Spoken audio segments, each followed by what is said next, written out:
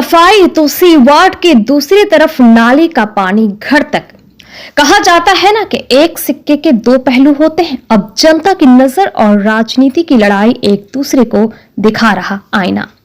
91 number ward में पार्षद राजू सिंह ने की सफाई तो बीजेपी ने धो डाला बनाई हुई सियासत का झूठा सपना। 91 नंबर वार्ड पार्षद राजू सिंह ने अपने ही वार्ड की सफाई तो बीजेपी ने उतार डाला चेहरा का नकाब। अब सवाल उठता है कि आखिर किसकी होगी जीत? क्या एक ही वार्ड में हो रहा है भेदभाव? एक ही वार्ड में हो रहा है एक आंख में सुरमा और दूसरी आंख में काजल? 91 नंबर वार्ड के दो जगहों की तस्वीर, जहां एक जगह की हो रही सफाई तो दूसरी तरफ उसी वार्ड के लोगों की जिंदगी किसी घातक से कम नहीं। जी हां, ये तस्वीर जो आप स्क्रीन पर देख रहे हैं 91 नंबर वार्ड की है, जहां पार्षद राजू सिंह अपने टीएमसी के कार्यकर्ताओं के साथ साफ सफाई कर रहे हैं। जी हां, ये तस्वीर अब आपको दिखाते हैं। ये तस्वीर जो उसी वार्ड के लायक बांध की, जहां नाली का पानी घर और रोड के ऊपर है। क्या इस तस्वीर को देखकर लग रहा है सफाई की जरूरत कहां पे होनी चाहिए?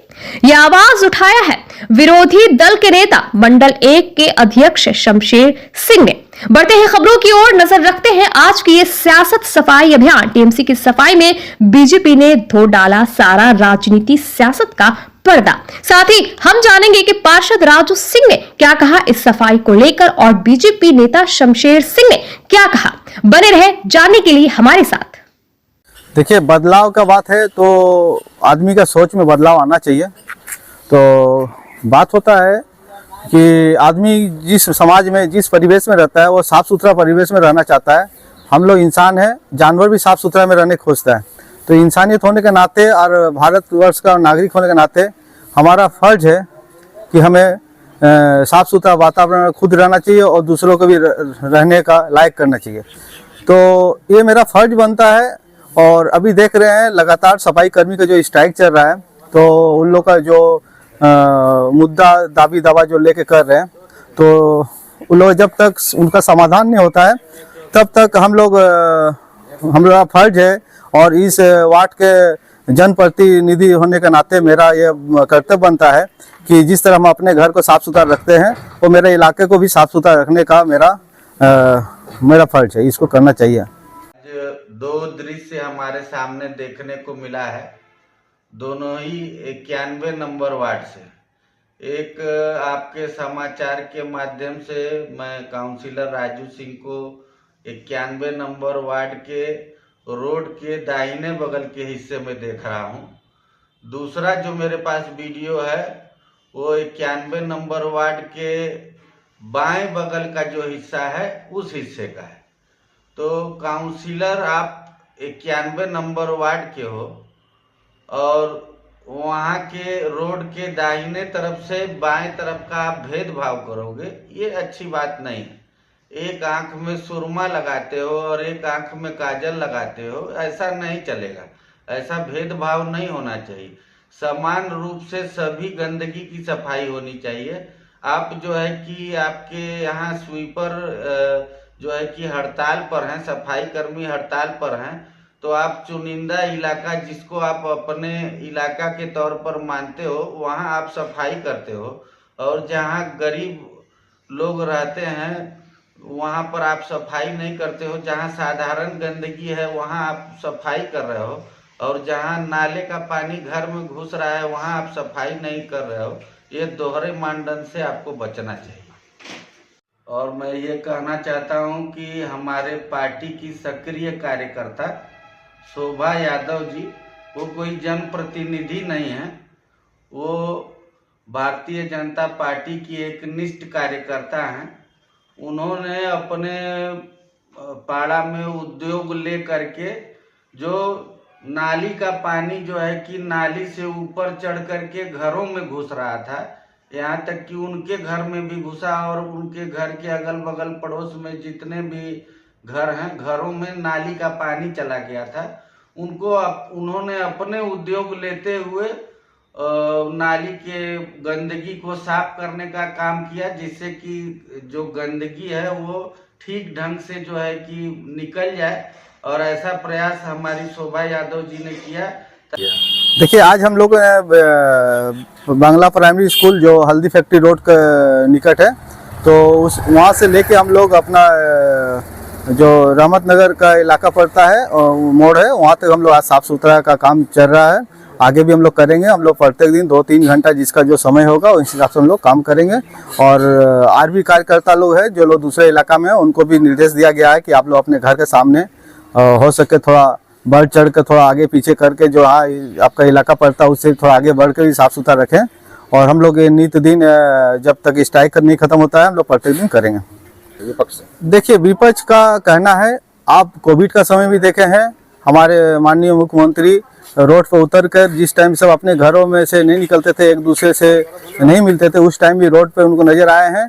और कोई भी प्राकृतिक आपदा जो रहते हैं उसमें भी वो बढ़ चढ़ के हिस्सा लेते हैं, चाहे वो सूखा हो या बाढ़ हो या कोई सुनामी हो या भूकंप हो। कुछ भी घटना होने से सबसे पहले हमारे नेत्री नजर आते हैं और उनके उन नेत्री के कार्य सैनिक होने के नाते मेरा ये फर्ज बनता है कि उनके ही राह पर चलने और उनके बताए हुए कामों को करना ये मेरा कर्तव्य है।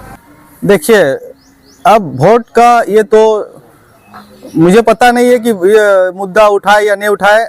इस वक्त जिस टाइम सफाई कर्मी स्ट्राइक में है तो उस टाइम हम लोग अपना मन से तो हम लोग या कर नहीं रहे हैं। इस टाइम अब वास्तव में देख रहे सफाई कर्मी स्ट्राइक में है, तो इसलिए हम लोग फर्ज बनता हम लोग कर रहे हैं।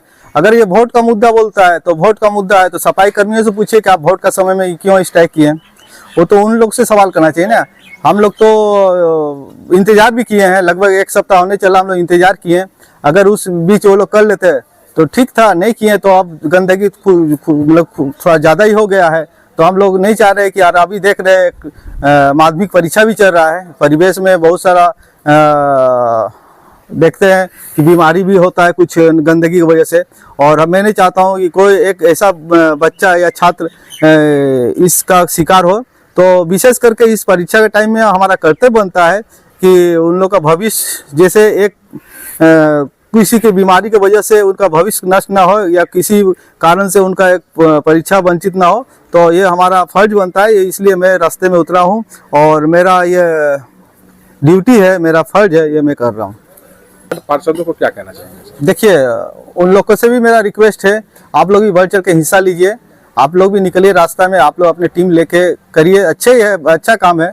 और साथ में जो लोग और भी हमारे देश के नागरिक है, वो लोग, हम उनसे बार बार यही रिक्वेस्ट करेंगे कि कम से कम अपने घर के आसपास साफ सफाई रखें। और सफाई कर्मी जब तक नहीं आ रहे तब तक थोड़ा कष्ट कर कर अगर 10 मिनट 20 मिनट निकाल के आप करते हैं तो इससे कुछ नुकसान नहीं है, बल्कि आपका परिवेश ही साफ सुथरा रहेगा। तो करना चाहिए, ये उचित है। और पार्षद से भी मेरा निवेदन रहेगा वो भी थोड़ा निकले करें। आपका नाम? राजू सिंह, 91 नंबर वार्ड का काउंसलर। ताकि उनके इलाके के लोग इस गंदगी से जो है कि बच सके। मैं उसका भी वीडियो आपके चैनल के माध्यम से साझा करना चाहता हूं, वो भी आप लोग देख लें। और दोनों वीडियो में आप अंतर देखें कि किस तरह से गंदगी की सफाई शोभा यादव जी जो जनप्रतिनिधि नहीं है वो कर रही हैं, और जो वहाँ के जनप्रतिनिधि हैं राजू सिंह, वो किस ढंग की सफाई कर रहे हैं। तो आपको पता लग जाएगा कि आकाश और पाताल का अंतर है इन दोनों लोगों में। मैं वही कहना चाहता हूं कि भारतीय जनता पार्टी लोकतांत्रिक पार्टी है और उनके जैसी अलोकतांत्रिक पार्टी नहीं है कि कोई मालिक बैठा हुआ है और ऊपर से छड़ी घुमाता है। हमारे जो छोटे स्थानीय कार्यकर्ता भी हैं, उनकी भी जवाबदेही अपने स्थानीय समाज के लोगों से है। आपके समाचार के वीडियो के माध्यम से मैं देख पा रहा हूँ 91 नंबर वार्ड के जो काउंसिलर हैं राजू सिंह जी, वो समतल जगह पर सफाई कर रहे हैं। और मेरे पास भी ये 91 नंबर वार्ड का ही एक दूसरा जो लायक बांध का इलाका, महावीरगंज का इलाका है, जिसको राजू सिंह जी बोलते हैं, कि उसमें हम लोग कंस्ट्रक्शन ठीक से इसलिए नहीं करा पाते क्योंकि रेलवे का नो ऑब्जेक्शन लेना पड़ता है। तो ये नियम सभी जगह लागू होता है। जहाँ रेलवे की ज़मीन है वहाँ पर कुछ काम करने के लिए रेलवे से नो ऑब्जेक्शन लेना अनिवार्य होता है, ये जरूरी प्रोसेस है। लेकिन मैं कहता हूं कि डेवलपमेंटल वर्क के लिए तो परमिशन लेना पड़ता है, सफाई के लिए भी क्या कोई परमिशन लिया जाता है? सिर्फ अपनी नाकामयाबी को छुपाने के लिए।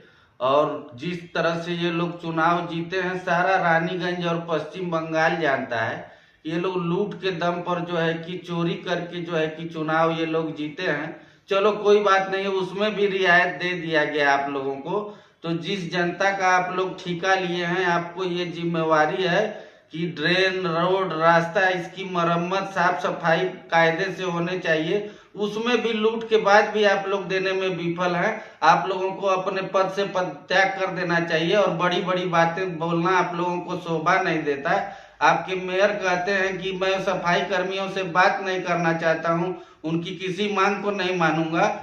तो ये अपने आप में गलत आप लोग कर रहे हो और इसकी खामियाजा आप लोग को भुगतना पड़ेगा। सन ऑफ बंगाल के माध्यम से हर खबर आप तक सबसे पहले पहुंचाई जाती है। सन ऑफ बंगाल, जहां यूट्यूब, फेसबुक और वेबसाइट हर जगह पे। हमारे यूट्यूब पे आप देखिए सन ऑफ बंगाल की खबरें। इसके अलावा सब्सक्राइब कीजिए, फेसबुक पे जाइए, फेसबुक पेज को फॉलो कीजिए। इसके अलावा हमारे वेबसाइट पर भी जाकर आप देख सकते हैं हर तरह की खबरें सबसे पहले। जी हाँ, हमारा वेबसाइट है www.sonofbengal.in। धन्यवाद।